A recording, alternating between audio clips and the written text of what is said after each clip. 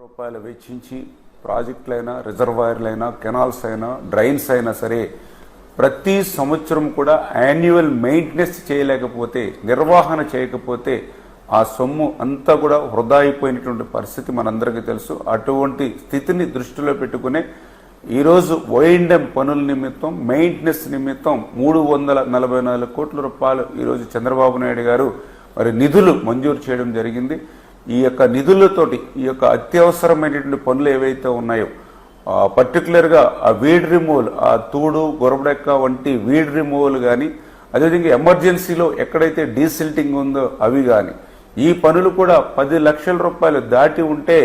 ఆ టెండర్స్ కూడా మళ్ళీ కాలయాపన లేకుండా షార్ట్ టెండర్ 1 వీక్లోనే పూర్తి అయ్యేటువంటి విధంగా కూడా